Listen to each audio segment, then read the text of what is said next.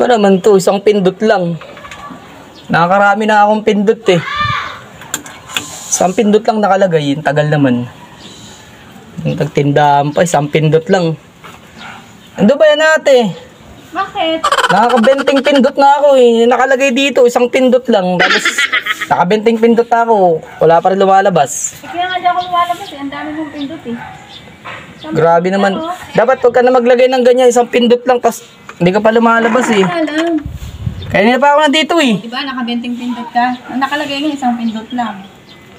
Eh bakit? Isang pindot lang eh. Nakabenting pindot na nga ako eh. Kaya nga. Kaya nga di lumalabas kasi nakabenting pindot ka na. Isang pindot nga lang. Ano ba naman yun natin? Nakalagay nga. Tignan mo. Isang pindot lang pero nakadami na ako. Oh, ba't kaya nakadami? Bawal nga madami. Ibig sabihin, pag marami pindot, di ka lalabas. Eh nakalagay nga rito, isang pindot lang eh. Ayan nga ang rules eh. Isang pindot lang. Ano ba naman yun natin? Naglagay ka pa niyan oh.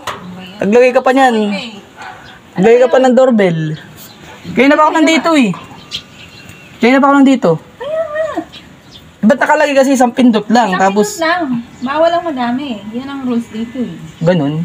Sige ate, ano na lang. Oh, ano bibili mo? Pautang ako. Oh, tingnan mo, utang ka lang pala, tapos ang dami-dami mong pindot dyan. Kaya nga eh, kasi, kinante, pautang ako ng ano. Oh, utang lang pala to. Pautang ng paminta.